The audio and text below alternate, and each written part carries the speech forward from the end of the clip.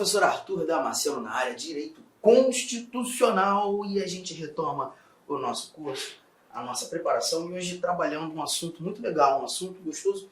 Para mim, um dos assuntos mais interessantes do texto constitucional, mais fáceis, né, de se estudar, que é a nacionalidade. Tá? Nesse nosso bate-papo, nós iremos conversar muito sobre a nacionalidade originária, aqueles indivíduos que passam a ser considerados brasileiros natos. Nós também falaremos sobre a nacionalidade derivada, como é que um estrangeiro se torna um brasileiro naturalizado, perda de nacionalidade. Nossa, tem bastante coisa para a gente trabalhar. E apenas 2 artigos do texto constitucional que nós iremos avaliar. Artigo 12 e artigo 13 da nossa Constituição. Está aqui o artigo 12, começando esse papo, nacionalidade. E o nosso Constituinte ele já começa a redação do 12 trabalhando aqueles que serão chamados, considerados de brasileiros natos. É o nosso inciso 1º do artigo 12 do texto constitucional. Antes de qualquer coisa, eu já vou pedir para que você coloque aí no seu caderno, ao lado desse nosso inciso 12, inciso 1º do artigo 12, melhor dizendo, que aqui nós iremos trabalhar a primeira espécie da nacionalidade brasileira, que é a chamada nacionalidade originária. Nacionalidade originária. Ela pode ser chamada de outras maneiras também, nacionalidade primária ou nacionalidade de primeiro grau. Nacionalidade de primeiro grau. O interessante é perceber que todas essas falas, todas essas terminologias, elas demonstram a mesma coisa. Né? Elas buscam dizer, tratar daquela primeira nacionalidade. A nacionalidade que vai independer de manifestação de vontade do indivíduo. Eu não preciso pedir para me tornar brasileiro nato. Na realidade, eu vou nascer atendendo critérios que me farão ser considerado brasileiro nato. Aqui a gente verifica que o momento de aferição da nacionalidade ela vai ser sempre o nascimento. E a nossa Constituição estabelece 2 critérios para tanto: nascer em solo brasileiro, nascer com sangue brasileiro. Nascendo em solo brasileiro, o indivíduo tem tudo para ser considerado brasileiro nato. Arthur, peraí, ele tem tudo para ser considerado brasileiro nato ou ele vai ser considerado brasileiro nato? Não, ele tem tudo para ser. Essa nossa linha A, ela já vai mostrar uma exceção. No momento em que quando o indivíduo nasce em solo brasileiro, ele não é considerado brasileiro. Virando aqui o nosso slide, nós temos 2 linhas, a linha B e a linha C. Nós já iremos encontrar o critério de sangue, o critério sanguíneo, que a gente costuma chamar de ius sanguinis. Nesse momento, não me interessa onde o indivíduo nasceu. Ele pode muito bem nascer fora do Brasil e ainda assim ser considerado brasileiro nato. Da mesma forma, algumas particularidades devem ser examinadas, devem ser avaliadas quando analisando essas 2 linhas, a B e a C. Mas vamos por partes, vamos começar aqui trazendo a nossa linha A. Tá? São brasileiros natos. Letra A, os nascidos na República Federativa do Brasil, ainda que de pais estrangeiros, desde que estes não estejam a serviço de seu país. Bom, pera lá, vamos colocar aqui a primeira coisa, olhando para essa nossa linha A, analisar efetivamente onde nasceu o indivíduo. E a gente percebe os nascidos na República Federativa do Brasil.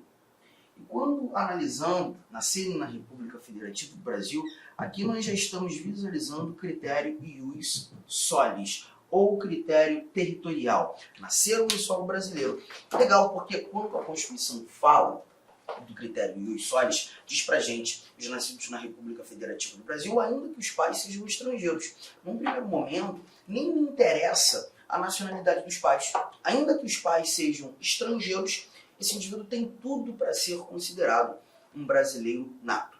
Arthur, mas tem desde que aí, né, uma condição, sim, olha aqui, ó, desde que estes não estejam a serviço de seu país. Eu gosto muito nessa parte final de separar os 2 pronomes que aqui são apresentados. Você tem um primeiro pronome, o pronome demonstrativo estes. Esse pronome é muito importante, desde que estes não estejam a serviço, segundo pronome, de seu país. Vamos lá. Primeira coisa é que esse pronome primeiro citado, o estes, ele está no plural. E isso tem uma relevância, tá? Eu vou levar em consideração aquilo que o texto constitucional nos apresenta, mas também falar algumas coisas que a doutrina acaba nos contando. Vamos imaginar o seguinte: você é um embaixador brasileiro ou embaixadora brasileira, mas peço licença até para trazer o gênero único, tá? Você é embaixador brasileiro desculpa, embaixador norte-americano, vamos falar assim. Você é um embaixador norte-americano e foi designado pelos Estados Unidos para exercer seus serviços aqui no Brasil. Vem você, solteiro, para o Brasil, e aqui no Brasil, exercendo as suas tarefas, as suas funções, as suas atribuições, você conhece uma linda mulher brasileira, com ela uma linda relação de amor. Fruto dessa relação de amor, seu filho nasce em solo brasileiro. Bom, levando em consideração apenas os detalhes apresentados por mim nessa situação hipotética, queria saber de você se o teu filho pode ser considerado brasileiro nato. Não se esqueça que você é um estrangeiro a serviço de seu país. Mas certamente, se você prestou atenção em todos os detalhes que eu levantei aqui, você vai me dizer que sim, é possível sim, será considerado brasileiro nato pelo fato da mãe do seu filho ser uma brasileira. E aí eu levo em consideração aquele primeiro pronome. O primeiro pronome está no plural. Olha aqui, ó, os nascidos na República Federativa do Brasil, ainda que os pais sejam estrangeiros, desde que estes não estejam a serviço de seu país. E quando eu leio estes, eu estou falando do pai e da mãe. Estamos tratando dos dois. Olha como a história muda completamente. Perceba, vamos imaginar que você é o norte-americano a serviço dos Estados Unidos, foi designado para exercer as suas atribuições no Brasil e você vem casado com uma norte-americana. Os dois estão aqui quando o filho nasceu. Tá? O interessante é que nesse momento você está a serviço, a sua esposa não está a serviço, mas ela veio em decorrência do seu serviço. Os dois estrangeiros estão aqui em decorrência do serviço pai e mãe. Nessa linha de raciocínio, chegaremos à conclusão que por mais que vocês tenham 30 filhos, eu sei que isso não vai acontecer, mas os 30 filhos de vocês não serão considerados brasileiros natos. Pelo simples fato de encontrarmos pai estrangeiro, mãe estrangeira, os dois estrangeiros aqui no Brasil em decorrência de serviço. Você percebeu? Parte da doutrina, deixa eu te contar uma coisa, parte da doutrina não entende a exigência dos dois estarem a serviço ou dos dois estarem condicionados a serviço. Mas essa discussão é uma discussão doutrinária onde a gente ainda tem uma certa divergência. Então esse tipo de divergência certamente nós não teremos, não há questão de prova, até porque o STF, o próprio Supremo, não asseverou nada nesse sentido. Tá? Mas a ideia seria, para estes que assim entendem, que se porventura você é um estrangeiro que veio a serviço e conhece uma estrangeira no Brasil, o filho de vocês não seria considerado brasileiro nato também.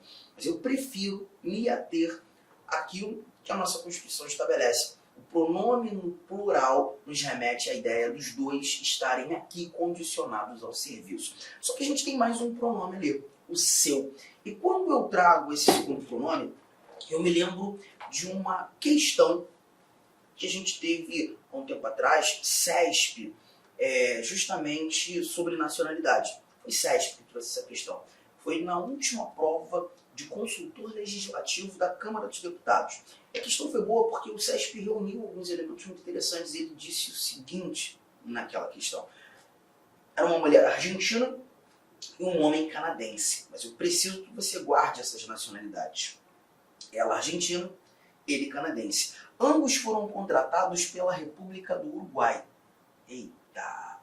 E estavam no Brasil a serviço do Uruguai quando o filho nasceu. Mas vocês acreditam que o CESP afirmou que esse menino que nasceu no Brasil deveria ser considerado brasileiro nato? E aí, nessa questão, se porventura pintasse algo do gênero na tua prova, você marcaria certo ou marcaria errado? Esse filho seria considerado brasileiro nato? E a resposta que eu tenho para te dar é sim. Sim, seria considerado brasileiro nato. Arthur, mas os pais não estão a serviço? Sim, mas perceba o início da história, eu te contei que ela era argentina e ele era argentino. Desculpa, e ele era canadense. Os pais estavam a serviço de um outro país, não o seu país.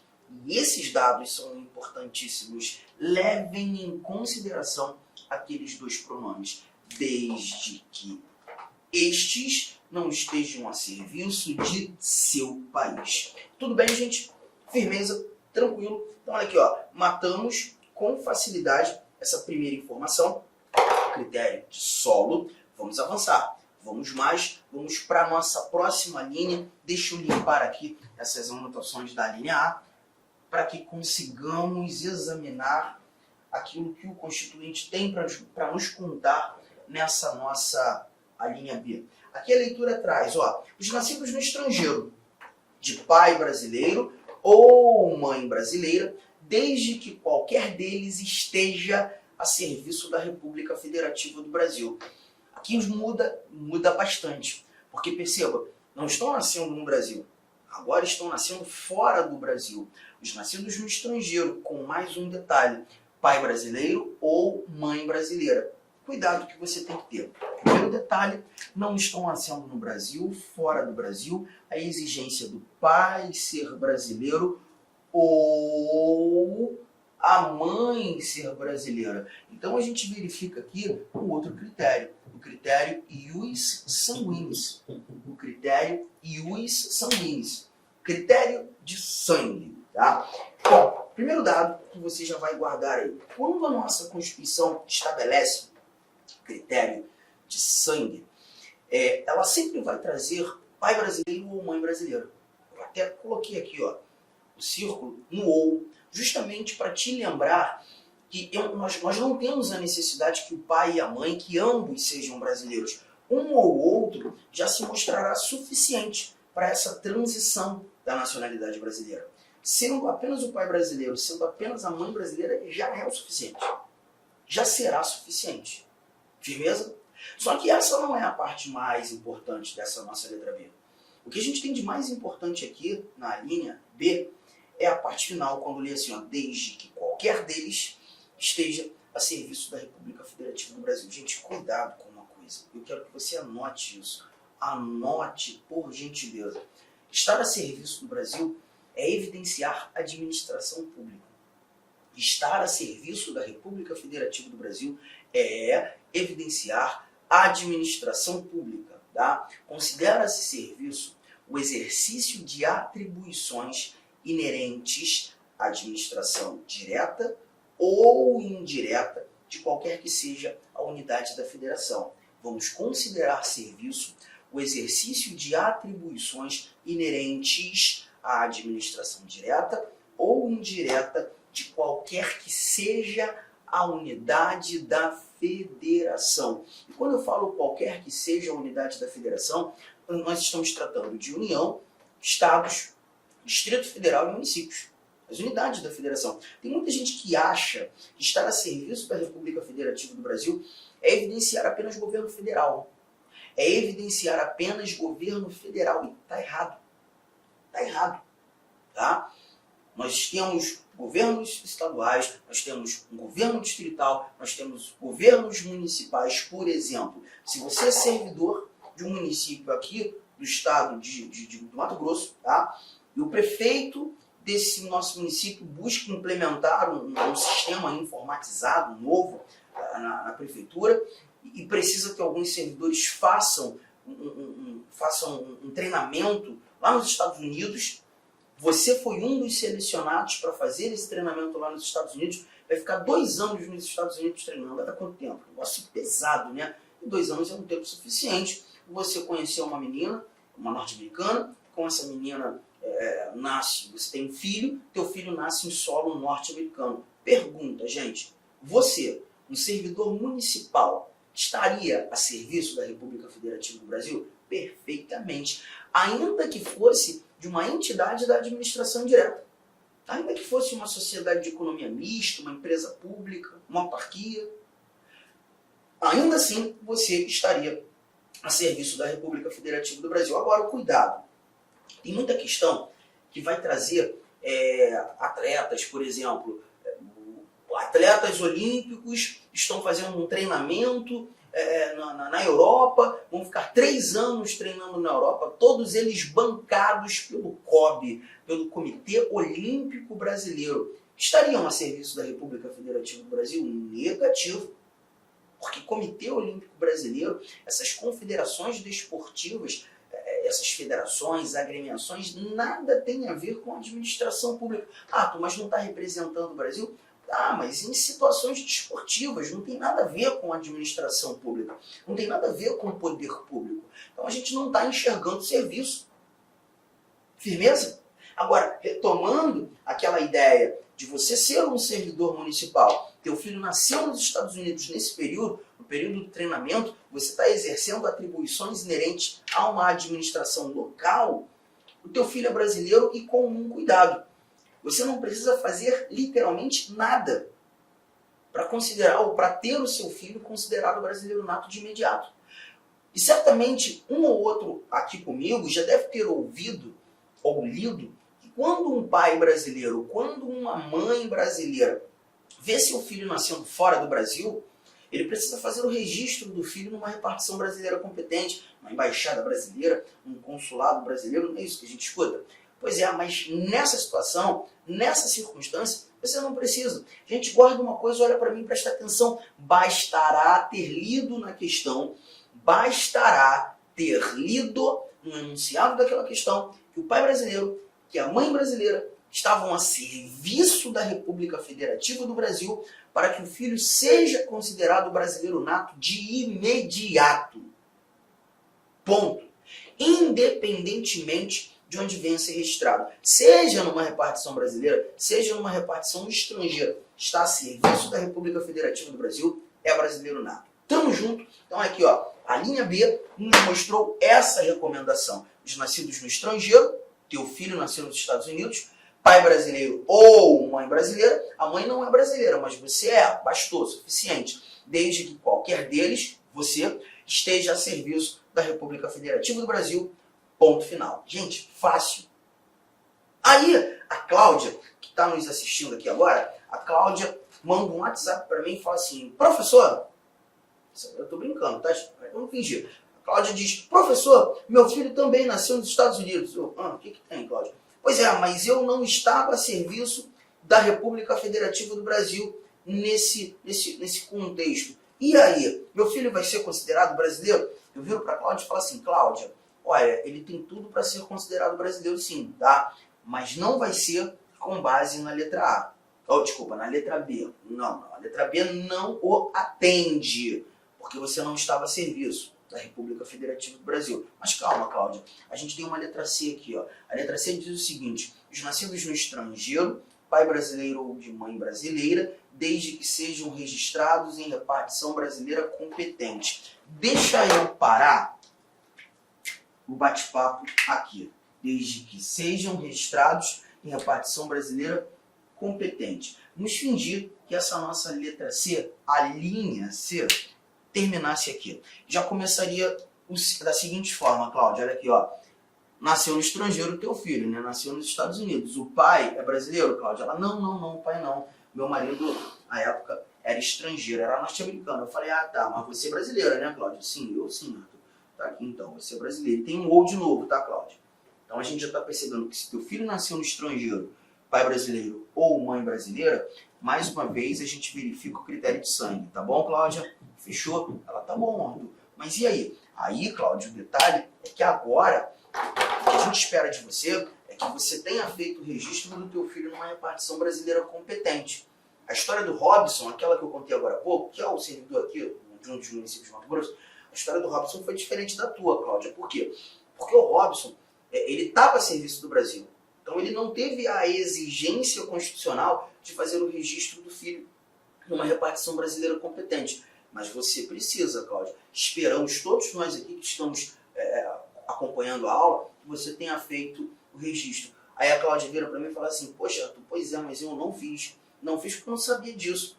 Como eu morava nos Estados Unidos, não tinha pretensão de voltar para o Brasil, estava lá casada, 7 filhos. Caramba, Cláudia. 7 filhos. Eu não tinha pretensão nenhuma de voltar ao Brasil. Nem sabia disso, não estudava direito constitucional. E agora? Não, calma, Cláudia, calma que ainda tem mais coisa aqui. Ó. desde que sejam registrados em repartição brasileira competente, já que você não fez, ou venham a residir na República Federativa do Brasil e optem em qualquer tempo, depois de atingida a maioridade, pela nacionalidade brasileira. Então, Cláudio, o que a gente percebe aqui é que nessa segunda parte, o caminho não é mais para você, tá? O caminho vai ter que ser para o teu filho. É o teu filho que precisa vir ao Brasil, residir no Brasil e optar pela nacionalidade brasileira depois de atingida a maioridade em diante, qualquer tempo após atingida a maioridade. Cláudia, vamos fazer o seguinte, vamos colocar essa letra B e essa letra C no quadro, tá? E é a história do nosso amigo Robson, que está aqui com a gente também acompanhando a aula, e a história sua, Cláudia, que está aqui com a gente acompanhando a aula. Bom, o que a gente viu na letra B foi critério sanguíneo e os sanguíneos, quando verifica o critério de sangue pai ou mãe brasileira, só que o detalhe preponderante aqui era estar a serviço da República Federativa do Brasil. O Robson estava. Você não, né, Cláudia? Então, peraí, letra C para você. Cláudia, os nascidos no estrangeiro, pai brasileiro ou mãe brasileira, mais uma vez o critério e os sanguíneos. Deixa eu colocar aqui, pai ou mãe brasileira. Só que nesse caso, como você não estava a serviço, a exigência do registro em repartição brasileira competente. Aí a Cláudia fala, Arthur, mas eu não fiz o registro. Calma, Cláudia, eu sei. A gente está sabendo. Aí eu boto um ou aqui, ó. Ou venham a residir na República Federativa do Brasil, o vir, o residir, e optem em qualquer tempo, depois de atingida a maioridade pela nacionalidade brasileira. Então agora o caminho passou a ser realmente para o teu filho, Cláudia. Ele precisa vir ao Brasil, residir aqui no Brasil e ratificar a nacionalidade brasileira. Tudo bem? Tranquilo? Bom, deixa eu comentar algumas coisas. A gente leu optem, né, no artigo 12, inciso 1º, letra C. Optem. Só que o importante lembrar é que essa palavra opção, aqui citada, o valor semântico é de confirmação, é de ratificação. Porque pensa comigo, Cláudia, o teu filho, ele nasceu com o direito de ser brasileiro, ele carrega sangue, você é brasileira. E se o teu filho nasceu com o direito de ser brasileiro, pois carrega sangue, ele não precisa escolher. Eu sei que o melhor valor semântico, a palavra opção seria escolha, né? Quem faz uma opção faz uma escolha. Todavia, nesse caso não. Nesse caso, essa opção é uma confirmação, uma ratificação. O seu filho precisa confirmar a nacionalidade brasileira. Só que tem um detalhe. Para que o seu filho faça a confirmação, a ratificação, ele precisa vir ao Brasil, ele precisa residir no Brasil, e essa ratificação só poderá ser feita quando ele completar 18 anos. A Cláudia já está me mandando mensagem aqui, ó. A Cláudia já está me falando assim, poxa, deixa eu te contar um pouco mais da minha vida. Eu me separei lá do norte-americano, rapaz, que cara fanfarrão. Nem vou contar a história aqui porque eu não quero ficar expondo muito a minha vida, mas ó, não valia nada. E aí eu me separei daquele norte-americano, trouxe meus filhos todos aqui para o Brasil, e o meu filho, esse da história aí, né? O meu filho, ele veio com 2 anos de idade. Então ele veio e passou a residir no Brasil com 2 anos de idade, até ele completar 18, vai demorar um bom tempo, Arthur. Será que eu, mamãe, Cláudia, não posso fazer essa ratificação pelo meu filho, enquanto ele é menor? E aí a resposta que eu vou te dar, Cláudia, é não, não pode não. Não pode não, porque essa ratificação tem caráter personalíssimo. Cláudia, só teu filho poderá fazer essa ratificação. Somente ele. E quando completar 18. Infelizmente, você nada poderá fazer pelo seu filho nesse período, tá? E aí a Cláudia já estava mandando mensagem aqui, ó. A mulher não para. Ela fala assim, mas e aí? E até meu filho completar 18 anos, ele não pode ser considerado brasileiro? Cláudia, tem coisa que a nossa Constituição não responde. Mas quando a Constituição não responde, e o Supremo Tribunal Federal deve ser provocado nesse sentido, é o Supremo que vai trazer as orientações, como devemos nos posturar.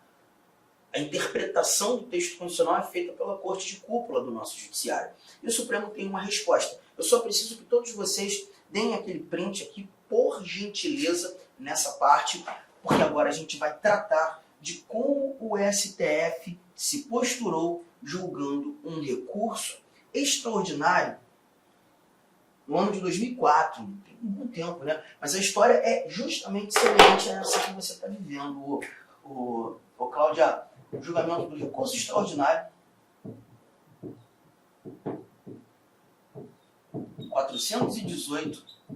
418-096-2004, Supremo Tribunal Federal. Aqui o STF trouxe para a gente a chamada nacionalidade originária provisória, ou também chamada de nacionalidade originária suspensiva. Aí, Cláudio, a gente vai ter que lembrar um pouquinho da história. Olha aqui, ó. Você me disse que o teu filho nasceu nos Estados Unidos, né? E aí, quando com 2 anos de idade, ele vem viver no Brasil. Passou a residir no Brasil. Já chegamos à conclusão que o teu filho, que chegou com 2 anos de idade, ele só vai poder fazer essa ratificação quando ele alcançar 18 anos. A opção, né? Ele só vai poder fazer essa opção quando ele alcançar 18 anos. E aí o Supremo entende o seguinte: a partir do momento em que seu filho passa a residir no Brasil, ele passa a ser considerado brasileiro nato, mas provisoriamente.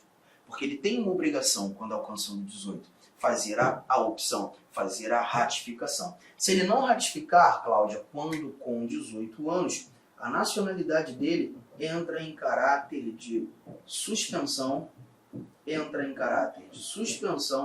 até que ele confirme. Tudo bem? É assim que funciona. Então, ó, a partir do momento em que passou a viver, residir no Brasil, ele já passou a ser considerado brasileiro nato de imediato. Mas ele tem a necessidade de fazer a confirmação. Um ponto outro importante é que essa ratificação aqui, essa opção aqui que a gente está verificando, ela se dará pela via judicial. Legal? Primeira instância da Justiça Federal. Isso aqui você vai encontrar, Cláudia, lá no artigo 109, inciso 10 da Constituição. Depois você vai dar um confere lá, tá? Mas aqui eu só quero lembrá-los que é um processo judicial. Cláudia, você precisa de um advogado, obviamente, para homologar a nacionalidade do seu filho, tá? E aí a gente conclui da seguinte maneira: Arthur, qual é a diferença de considerar o meu filho brasileiro nato ou não enquanto ele é menor de idade? Sei lá, será que interfere em alguma coisa? Ele teria algum eventual prejuízo? Cláudio, eu vou te responder a título de prova, olhando para o nosso conteúdo programático de direito constitucional, tá? É lembrar que no Brasil, por exemplo, o alistamento eleitoral, né, ser cidadão, estar no gozo dos direitos políticos, o exercício do voto, ele é facultativo aos maiores de 16 anos. Então significa que o teu filho com 16 anos, ele poderia, sendo considerado brasileiro, tirar o título de eleitor. Lembra de uma coisa: estrangeiros não votam no Brasil. Estrangeiros são inalistáveis. E se o teu filho não fosse considerado brasileiro nato, se ele não fosse considerado brasileiro nato, com 16 anos de idade, ele não poderia tirar o título de eleitor. Nesse contexto, ele já é brasileiro, ainda que provisoriamente. Ele pode tirar o título de eleitor, ele já pode ser considerado um cidadão. Ele já tem cidadania. Só que o detalhe é o seguinte, presta atenção, gente. Obtendo a cidadania, e gente, cidadania e nacionalidade são coisas diferentes. A cidadania nada mais é do que estar no gozo dos direitos políticos, poder votar. Se o teu filho conquistou a cidadania com 16 anos, pois brasileiro nato ainda que provisoriamente, essa cidadania não o descondiciona da opção. Meus amigos, inicialmente eu peço licença a vocês, pois interrompi os seus estudos, mas esse vídeo é um vídeo promocional da Lá Concurso, é um vídeo para você se deparar aqui com o nosso site. Se você quiser assistir o final desse vídeo, se você quiser assistir o PDF, quer fazer o curso completo, ponto a ponto do edital, super atualizado, enxuto, eu convido você a se matricular no nosso curso, tem um link aqui embaixo, o investimento apenas R$ 119,90. Para de reclamar aí que eu cortei o vídeo, cara, vai lá, tira o escorpião do bolso. Ah, não tenho, mentira, não acredito nisso, R$ 119,90, esse curso fabuloso aqui da Lá Concursos, o melhor custo-benefício do mercado, ali você vai encontrar, tá certo? Todo o conhecimento necessário e suficiente para você ser aprovado no concurso da Guarda Civil. Só depende de você. E ainda, você tem ainda a nossa metodologia do Personal Coach, que é o estudo e regime de metas. Bacana? Vamos lá, vem estudar com a gente aqui na Lá Concurso. Forte abraço, fique com Deus. Tchau, tchau.